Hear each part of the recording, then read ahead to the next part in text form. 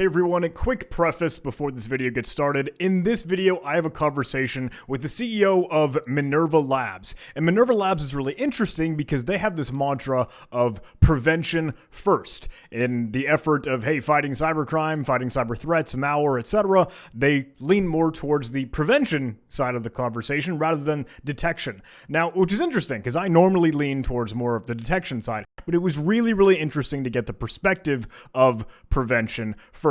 So I hope you enjoy the conversation. I hope you think it's interesting, and I'll leave you to it. Enjoy the video. Alrighty, well, hey, hello. Thanks so much for anyone joining in, clicking on this video. My name is John Hammond. I'm super excited to be joined by CEO over at the Minerva Labs, co-founder Eddie Babritsky. And I'm really excited to dive into this conversation because it's all about cybersecurity, right? As always, we're talking about security, nerd stuff. And Minerva focuses on that EDR and XDR space. Hey, if there are malware or there are threats targeting a computer, what can be done about that? How do you react? How do you respond? How do you prevent that in the first place? And correct me if I'm wrong, Eddie, but from what I understand, that's Minerva's bread and butter. Like, prevention first is sort of your manifesto. Is that fair to say? And can you fill me in on how that all comes to life and what you do and what your team is all about? Yeah, sure thing. So first of all, thank you, John, for having me here today. Pleasure to be here. Big fan. So let's talk about prevention first. Actually, we're in such a cybersecurity market. Sometimes it's a funny market because the marketing part of this market is very challenging because everybody can say anything that they want. Eventually, the question is what you really do. So eventually, everybody achieve prevention, but the question is what is the cost, right? Okay. And on what is the target? And yes, Minerva is focusing on prevention first. And actually, just to emphasize what we're talking about is that today, any attack, any ransomware, let's talk about ransomware because I think this is the simplest example and most popular example that we can share with the audience and everyone. In a ransomware attack, like a simple fact, the encryption phase is the very last phase. I mean, just think about it this way. If I'm a potential attacker that want to gain some revenue from exposing ransomware to the world, probably the business module will be the more I encrypt, the higher the chances to get the ransom. Because, for example, if I'll go to organization X and encrypt 10 computers, they will buy 10 new computers. But if I'll manage to encrypt 80% of the network, it will be a different ballgame. Oh, yeah. So it's very important to understand something that the industry is not underlining, that the encryption phase is the very last phase, okay? So just think about all the ransomware attacks that reach the papers, the internet, right? Just all these big companies, they're using state-of-art solutions. So how come is that this solution never detected this foothold process, right? How come, right?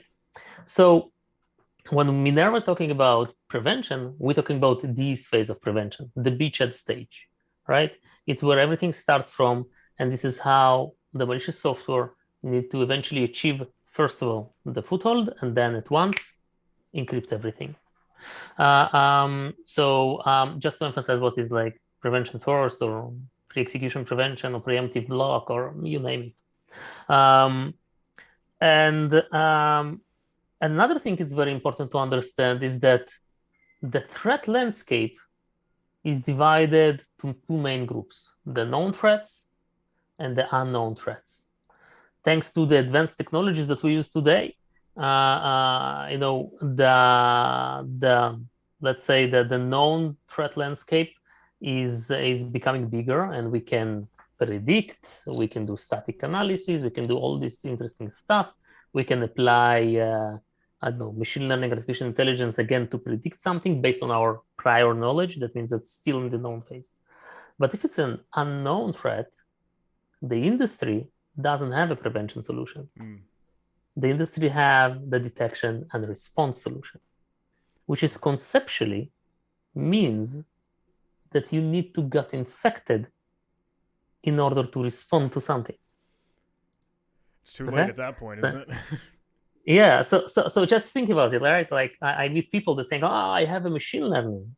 So, well, this is great, but you need to apply it on something that is already running. True. So, if it's an unknown threat, you let it run on your environment, you apply, and after reaching some threshold, you can decide if it's malicious or not. And again, the vendors that provide you such solutions need to take care of themselves. So they're telling you, like, severity, they're throwing the responsibility on your end, right? Like severity low, don't so you'll not have any complaints that we never showed it to you, right? Now, it is a problem, and people don't understand that in unknown threat today, the industry has actually zero prevention capability. Sure. Okay. It's hard to do, in my mind. Yeah. So no, but think about other industries. And again, you know why it's hard to do? It's because we lost in this conception of detection and response. We're so focused on that we are not trying to stop and rethink and to ask simple questions. What you're trying to achieve? What is your goal? The goal is not detection. Detection means you're doomed. The goal is to analyze the different attack vectors, right? Which vectors are relevant to my business, how I can reduce this attack vector, how I can prevent, first of all, and then for this small portion that I might need to focus on, let's take in consideration like how I can respond to that. Okay? But our market works differently. We're talking about EDRs and then XDRs give me more data, which is completely missing the point of the XDR from my point of view. Okay? Because more data, the problem is not the data. The problem is the human being that sits behind the data and his ability to connect the dots fast enough. You understand that with all these amazing EDR solutions, more than 80% of the industry doesn't have the right human resources to get the full potential, full payback of these products because they don't know how to use it in 100% capacity, like they know like 20% of it. And you can imagine that the brightest people in the cybersecurity industry is either going for a big financial institutions or a big vendors or starting their own company. So if you're a municipality in the United States with tens of thousands of endpoints, you have a very limited budget to bring the very limited resources, and you probably will bring junior people that the moment they will understand something and have enough experience, they will go away. So to add more data to your EDR doesn't resolve the problem. It's actually creating even worse problem. Okay. So again, we're focusing on this detection and response while there is a reason you use bodyguards and not detectives to protect the president, right? Right? That's a good Like point. there I is a like that reason analogy. there is a reason that you use a door at your home, right? You have a lock, you lock the door and the security camera and not using only the security camera, right? I like those people who are very big fans of EDR. I always tell them like, hey, go home, take your door off, put the cameras in, and one day we'll wake up, nothing there, but don't worry. We know how it happened, right? We have everything recorded exactly how it happened. It doesn't change the fact. And this is the thing. So John, so basically, detection response doesn't change the fact that something bad happened, right? Now, and this is something that we at Minerva have decided to change, okay? And we understand that if you think about it, the entire market is thinking in these terms of detection response, detection response. By the way, there was one point in time around 2010, 2013, when the sandboxes were on the rise, if you remember, FireEye and all other companies. Oh, yeah. And their concept was that detecting and responding within the network, it's too late. You need to do it outside the network. This is why you need to have a sandbox, right? To detonate everything there. And this was the last time that the industry was looking at the prevention concept rather than detection and response within the network.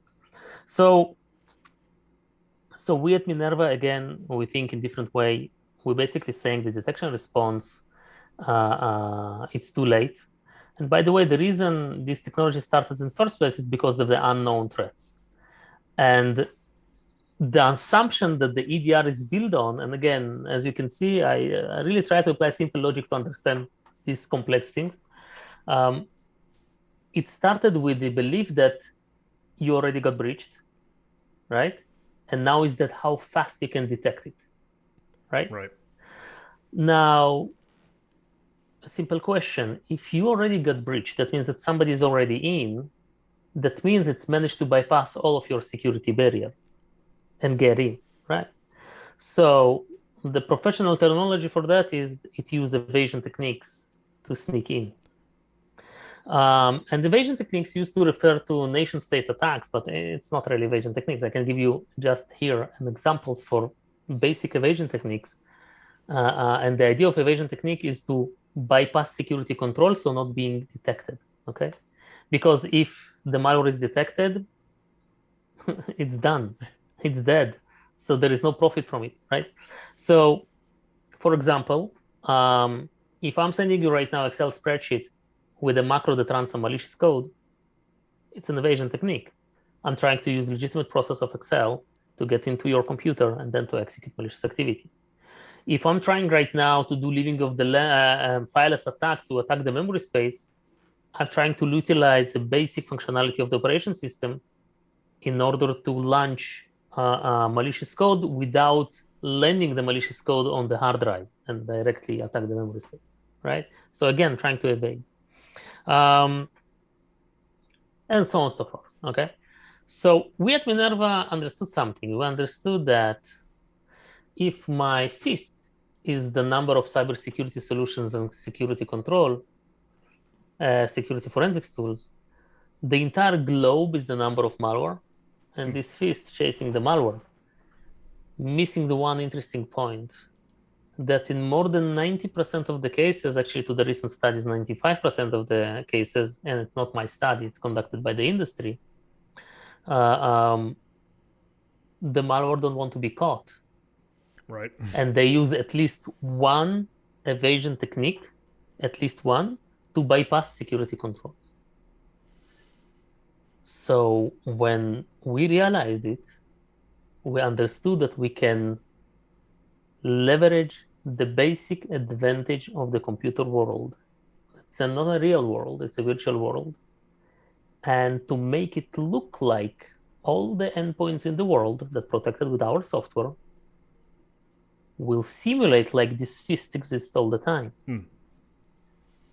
And if you're trying to evade this fist, if you're trying to evade the sandbox, in other words, it means that you do not execute inside the sandbox, right? Because you're trying to evade. Right. Correct? So as long as you will see my fist, you will never execute. Fair point. Right? Oh, yeah. Right? So if the statistics are right and 95% of malware, or even if it's wrong, let's say it's just 40% of malware in the world, you're talking here about reducing by 40% the number of alerts that you need to deal with because you will block it prior execution at the initial phase of the beachhead, of the discovery, right? So behind this concept, we build Minerva, and Minerva basically controls how software perceives its environment. If we're going back to the ransomware example, I don't know if you know this interesting and funny fact that there is a lot of ransomware that created in Russia that do not infect computers with Russian keyboard. Oh, yeah. I've Yeah, heard of that a bit. it's interesting. Yeah, so it's a really cool thing. And you have Chinese, same here, and North Korea, and so on and so forth. But in other words, once the ransomware lands on the endpoint, first of all, before encryption, it's querying if there is a Russian keyboard. And if so, it does not encrypt it, right? So again, if we can manage, if we can simulate presence of this keyboard, it will never execute. So you achieve prevention without the need to detect the binary or let the malicious code to run. Nice. That's pretty clever. That's cool. Okay? Now, this is the concept behind Minerva. So basically what Minerva does is, again, controls how software perceives its environment. And we create environment which is not suitable for attack. I think the best analogy will be the entire market using detection and response. It's like a fire detectors. And fire detectors are effective once there is a fire. Okay, so Minerva, instead of creating yet another fire detector, we created a technology, which, by the way, has already 7 granted patents, um, that enables you to take the oxygen out of the room without killing people. So no fire can start in the first place. These kind of prevention that we are talking about. Okay. Okay. So and this is something that it takes time to explain when you come to a CISO, when you come to people and saying like, okay, how do you deal with unknown threats? Oh, I have the EDR and I have the XDR, but you are not dealing with unknown threats, man. Like you're responding to them. Right. Knee jerk And reaction. Whack a mole. yes, Yep. and yeah, and you should take a look, and especially ransomware, because ransomware is truly evasive because there is, let's call it, a key ingredient in a successful ransomware attack is the foothold. And to manage to get a big enough foothold, and think about this double extortion attack when the ransomware managed to take the data out of the organization before encrypting. So in case you have backups, they will force you to pay the ransom, otherwise they will publish your data, right? So just think how long enough they're in the network without being detected. So how come? And the answer is because they're evasive. Now, just to kind of to show you that, I'm a security vendor, but I don't like to use, I would say, my materials. I like to use the what the industry is showing us. And I will share with you one interesting slide. So let me show you what you see here. So on the left-hand side, you see a data from CB Insights about the investment in cybersecurity, okay, in the past 5 years, right? 6. And you can see that year over year, more money invested in cybersecurity than the year before, right? Oh, yeah. On the right-hand side, you see amazing report that based on 5 different reports of IBM that called a cost of data breach. I recommend any security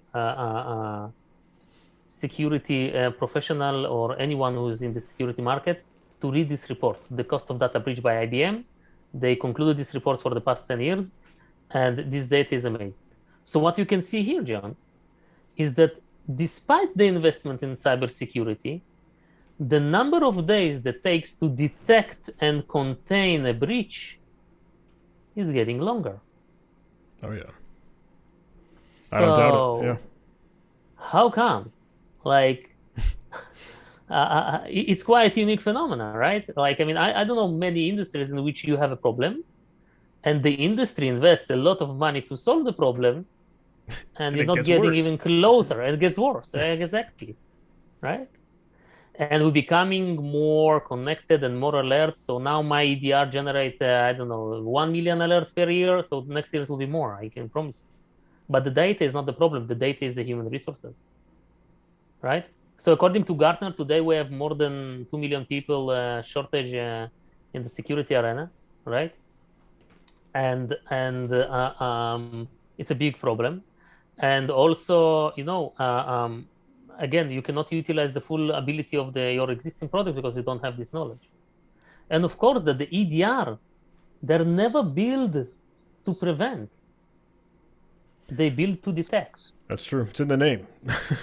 Yes, correct. And this is something that people miss. Now, you mentioned in the conversation the interesting report of the EDR that concluded by the University of Piraeus. And I must share with you just like a quick thought about this.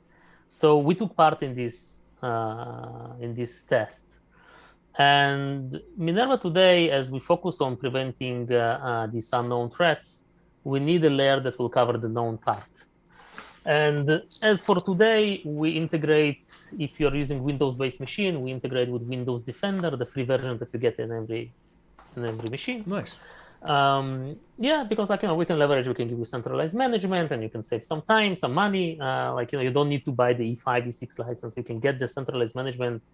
You get Minerva and the centralized management of Defender. So this is our AV. We have a partnership with Microsoft, and this is why we have this capability. we even have plans like even to integrate something more robust AV in the future, but let's put it aside. So when we came to this test, to this lab, the guys want us to disable the Defender module, as Windows Defender is part of their test. And we never hide that it is Windows Defender. We could maybe say it's a white label OEM or something. But I'll be honest with you.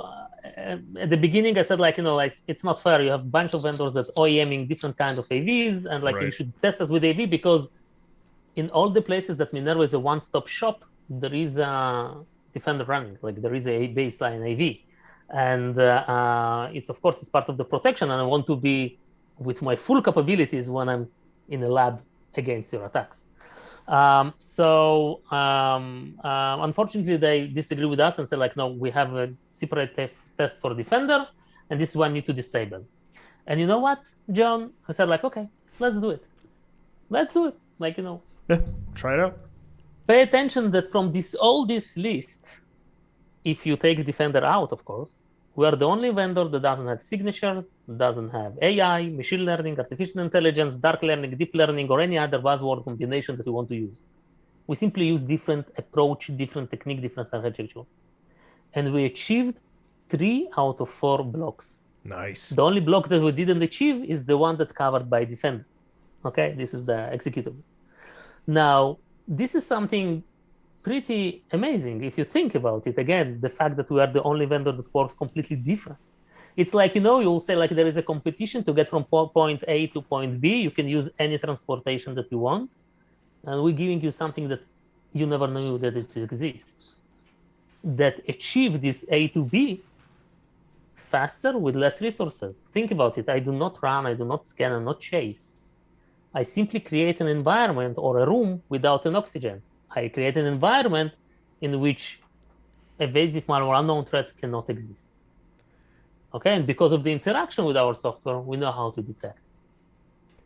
Can I ask a little bit? Can you color that in a little bit more? I mean, so I'm a nerd. I'm a geek. I'd be super interested in the technical level. I really like that example you gave of, hey, the Russian keyboard, if it's detected, the Russian ransomware won't detonate because it looks friendly. Yeah. It doesn't want to do that.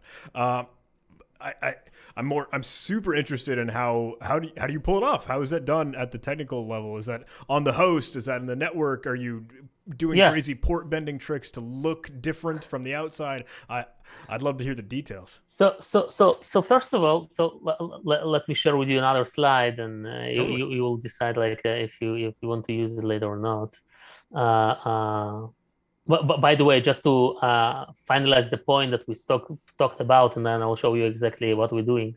So today, if we're talking about prevention versus detection response, pre-execution, post-execution, and we divide the market to known threats and unknown threats. So today, from the known part, you are covered, right? And even Minerva today have the integrations with AV, you are covered. In the unknown space, again, you are covered only as a detection response. They don't have prevention capabilities. So this is how we mark ourselves. So let's talk how Minerva works, and actually I will explain what is this AI-powered thing, because we use AI for different purposes at all. We use it to work on this environment that it will be not suitable for attack. So Minerva's framework, Minerva's solution, it sits on the endpoint. Gotcha. The very interesting part of it is that we sit mainly in the user land, in the user space, as close as possible to the NT level. And this helps us to be really flexible and really, let's say, lightweight. And I can tell you that, for example, we still support Windows XP. So we have the same agent that is running on Windows XP is running also on Windows Server 2022. Wow, okay? Nice. Yeah, and you have no prerequisites, no reboots, so it's very lightweight, just fire and forget. Now, what we do basically in order to control how software perceives this environment, our technology, our patented technology, is about how we hook the API calls and answer on behalf of the operation system about the state of the environment. Okay? Gotcha. Now, pay attention to the fact, and I told you that we are focusing on early prevention. And the reason we focus on this phase is because, not like a lot of vendors that believe that they can beat any attacker, I believe that you cannot beat human being, an attacker, with your machine. It's either the attacker and his machine against you and your machine, and then you have pretty equal odds, or it's your machine against the attacker and the machine, and you will lose. And this is why we took the approach of divide and conquer. We focus on the early stage when the machine, the malware, is on its own in my environment. This is the beachhead stage, right? And in this phase, the attacker does not control the malware, otherwise it would be detected by any network security solution. So at this point, because it's our home pitch and we control how software perceives within the environment, we can outmaneuver it. And this is a very important thing to understand how early in the chain we get into the picture. Make sense? Yeah. Okay. That's cool. Perfect. Now, what you can do when you control how software perceives the environment. So you can simulate a hostile environment. For example, as you know, there is a malware that don't want to detonate inside the environment with Russian keyboard, but sometimes there is a specific version of Symantec AV and McAfee AV and Trend Micro that can detect it, so it will make sure there is no security controls that can detect it. So with the hostile environment simulation, we simulate more than tens of thousands of artifacts, more than 15,000 artifacts, to simulate presence of security and forensics tools on the endpoint. That's cool. So the malware perceives it's like the most secure environment, maybe it's forensic environment. So the moment it's query, it actually decides not to execute. And so actually you achieve prevention, right? Mm-hmm. And now we know how to detect it because it touched Minerva, right? It touched our simulation. So we basically, our detection trigger is actually prevention. So we actually shifted the order of things. We first prevent, and then we detect. Okay. Nice. That's cool. So maybe we'll start a new term. What do you think, John? Like endpoint prevention and response. Just kidding. Now, this is just one case, right? Because you can say other. The other case, it's camouflaging. It's basically, we call it critical asset protection. And what we do here, we actually can hide your crown jewels. So let's take an example of something that we're giving out of the box, okay? Would you agree with me that any targeted attack starts with the simple lines of code of lockdown on the target? I think I would, yeah. Yeah, because think about it. Let's say we want to hack some bank and we want to steal some money. And we got a 0-day from a darknet for a Swift application, which is the infrastructure of money laundering, right? Okay. So we probably will have lines of code that's saying like, is there Swift on this endpoint? Right. Which version? And then we'll use the right exploit to penetrate, and then we will wire money to our account, right? But pay attention. It starts with a simple question: if there is a Swift on this endpoint, if there is my target, right? So in targeted attack, if you don't have a target, the attack will never start, right? Nice. So if you mark your Swift as a critical asset, Minerva will answer on behalf of the operation system to anyone who's trying to query Swift that does not exist. So first, attack prevented. Second, I alert you about it because it touched my artifacts again. But now the question is that how the legitimate stuff keep working. So in this case, we will exclude it only for processes that digitally signed by the bank to see the true state. Cool. Is that at an application level? Like, hey, for this? Yes, you can do it in any level. You can do it in file, application, process, service. You can do anything that you want. That's cool. You can, for example, out of the box, we protect. As you know, one of the famous ways to attack is to steal credentials, and you're doing it from LSAS that has all the passwords and usernames of that ever logged into your machine. So we use critical asset protection to protect this thing out of the box. So basically, only if you are LSAS itself, digitally signed with a valid certificate of Microsoft, you can see this space in memory with the passwords. Otherwise, you'll get zeros or access denied. Depends on what way you use to try to steal this data. So we control what software can see, and look how beautiful it is. If I came to your organization and I create an environment in which malicious software, unknown threat cannot exist, it will never exist and you will know about it, okay? Another interesting capability, which is actually, to be honest, should be related more to our response capabilities, the malware vaccination, the deception part, okay?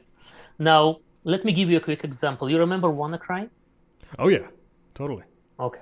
So WannaCry used the vulnerability in Microsoft protocol, I think SMB protocol, if I remember correctly. And once it spread the word, and FireEye, I think, published the report, people tried to apply patches as fast as possible. Now, as you know, patching, it's a very painful point.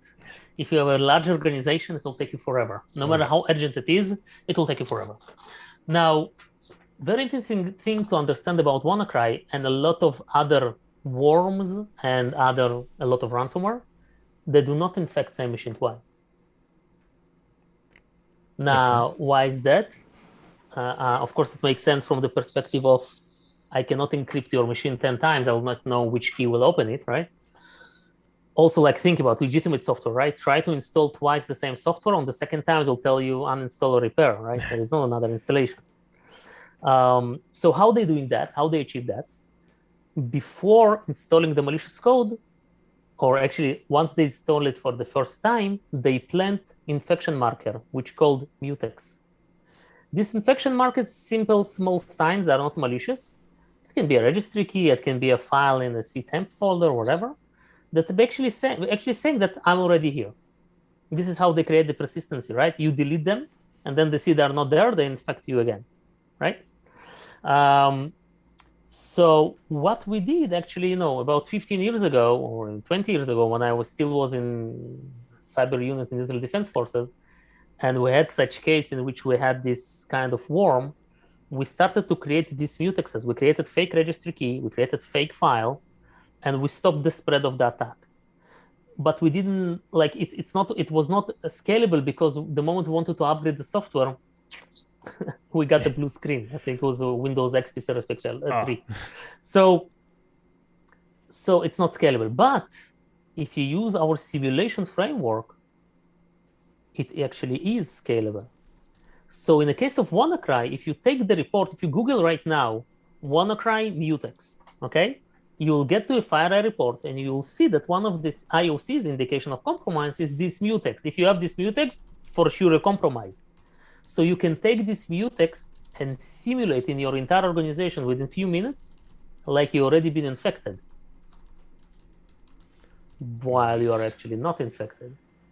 So when the real WannaCry will come in, you will prevent it from any attack vector, and you will know about it because, again, it interacts with Minerva's simulation. Now, nothing there, John. No security solution, just our agent that simulates. We leverage the simple fact of the computer, simple advantage of the computer world. It's not a real world. You cannot touch, you cannot smell, you cannot feel. It's 0 and 1.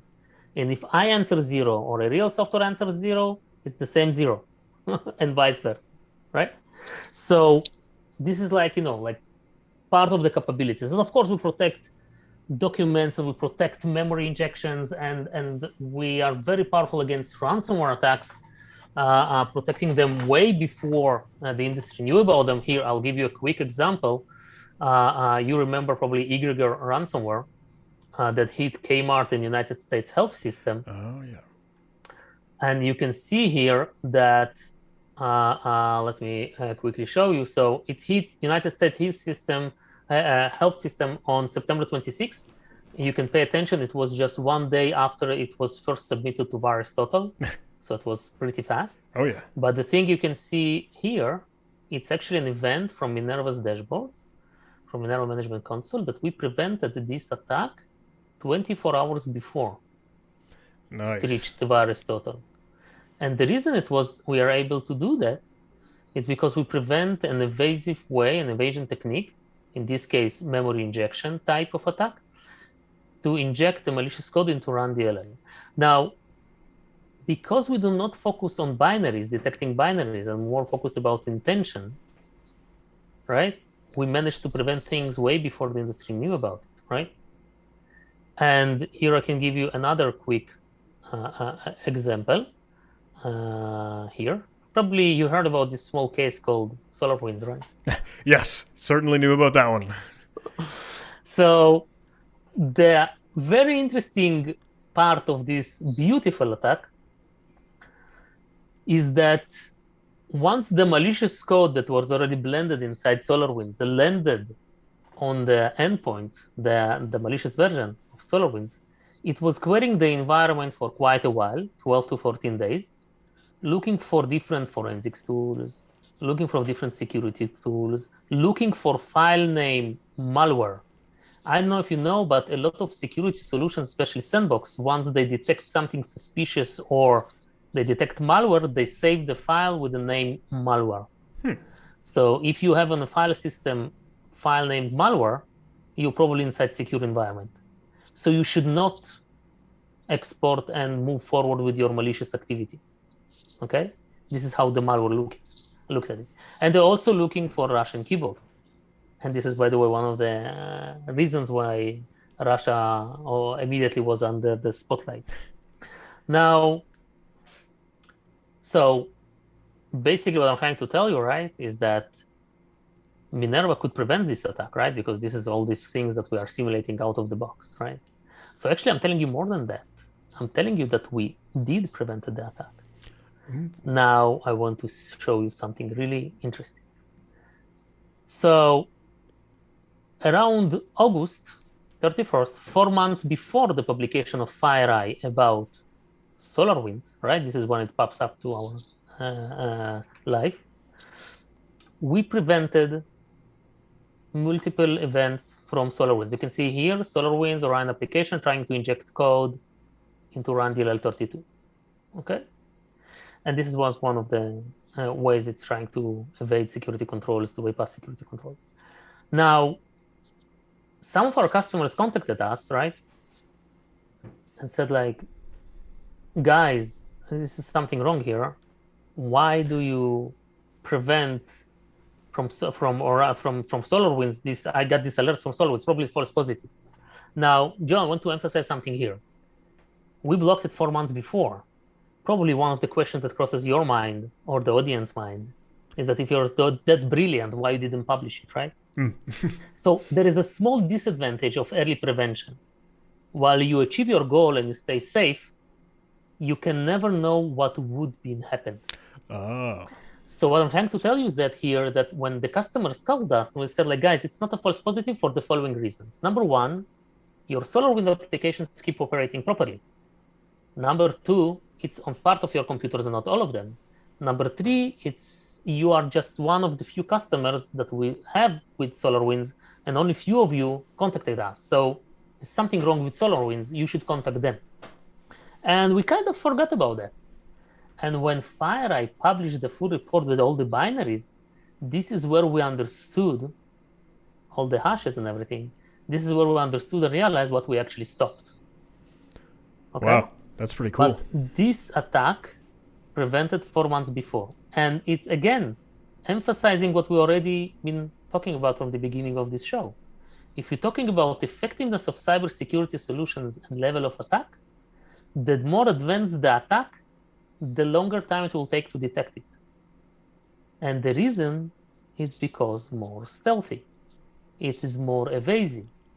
Now, look how beautiful it is if I'm going back here.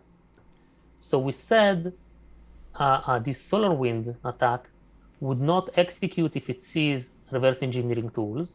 It would not execute if it sees the Russian keyboard. It will not execute if it sees this name of file, right?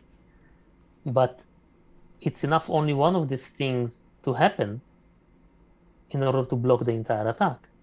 I mean, if we will not rob the bank if there is a policeman inside, security camera or police car outside, it's enough only one of these things to happen in order for you to not rob the bank, right? Oh yeah. So actually, going back to the effectiveness part, right? So the more advanced the attack, the harder to detect. Because it's stealthy, it's take you longer to hit this threshold of detection and decide what to do, right? You need to apply machine learning and everything else.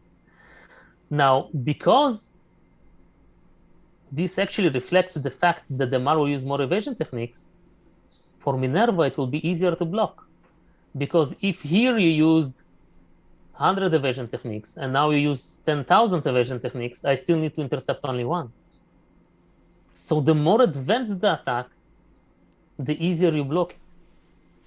That's a super cool thing. It is, thank you. And you see, just to be fair, you remember I told you that we're using Defender to stop the known threats? Oh, yeah. Because if it's a less sophisticated attack, I will not cover it because I'm not scanning, I'm not chasing, I'm preventing. Okay, so this is like the advantage, and this is how we work inside an organization. And this platform actually has two product lines, let's call it, because we like to say we protect any computer, managed and unmanaged devices. As you know, during COVID, a lot of organizations pushed employees to work from home, right? Oh, yeah. And basically, you cannot afford really to have corporate computer to each employee. Think about geographically, it's very hard to support, and it's cost a lot of money. Now, so the zero trust architecture created, right? We have the perimeter, which is secured. We have the cloud, which is secured with some CASB. We have the VPN, which is encrypting your tunnel. We have the user, which we authenticate, but there is the home device that is actually not secured. Because of some privacy laws and regulations, you cannot deploy here corporate endpoint security on non-corporate device. For a very simple reason, John. If somebody after working hours browse some funny websites, it's none of your business. Yeah, right? Yeah, that's true. So this thing is not protected, and we use all these other technologies to compensate. So people will tell you, I have a VPN and I have a VDI, do not let the exfiltrate data, they just can see a screen and that's it, and they remotely connect. But what if, John, I'll record your screen here, and I'll record your keystrokes? I will see everything. Yeah. I will see everything, and I'll manage to attack. And you can see, again, if we are referring back to the IBM cost of data breach report, you can see there is a cost difference, right, when people work from home.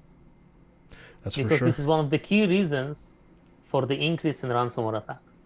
So we at Minerva actually, with our platform, tackle this as well.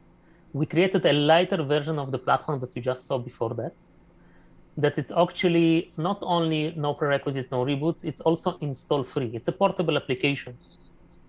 If you remember when we were younger and we couldn't install a software on a computer at school, we use a software that is just running, it's just an executable, right? So we call it just-in-time endpoint security, and we bundle it with any application that you want that the employee use to remotely connect to the organization. Let's say it's VPN. So the moment you establish a VPN connection to your organization, Minerva kicks in behind the scenes, right? It's completely transparent to you as an end user, as we, again, install free, and actually the VPN runs Minerva behind the scenes. And we provide you these protections throughout the session, including browser isolation and virtual patching and screenshot prevention and keylogger preventions and visibility in what is there and ransomware protection. And once the session is over, we deactivate ourselves. So nothing stays there. So you achieved an endpoint security that actually solves this problem without compromising privacy laws and regulations. That's pretty cool. That's awesome. Yeah. So this is different applications of Minerva. But again, going back to square one, we focus on prevention, and we feel that the industry forgot that it's actually possible. And you can achieve a lot with this prevention, because if you can promise to any organization to reduce, it's more closer to 90%, let's say just 50% of the alerts that you really need to respond. Just think about it. When Minerva alerts you about something, it was prevented. When the EDR alerts you about something, you need to go and chase. Yeah, already happened. So So let's reduce the very minimum, the attack surface, by basically preventing stuff in first place, and only then responding to them. And this is what we at Minerva, which is, as you can see, it's a different point of view, Oh yeah. different approach, different way of thinking. We call ourselves prevention first company. This is exactly how we achieve browser isolation and virtual patching locally without creating sandboxes or something like that. We simply control how software perceives its environment, right? You know, here is another example. I met with the CISO and I said, like, I'm looking for browser isolation. And I asked him, like, so what is the problem? What are you trying to solve?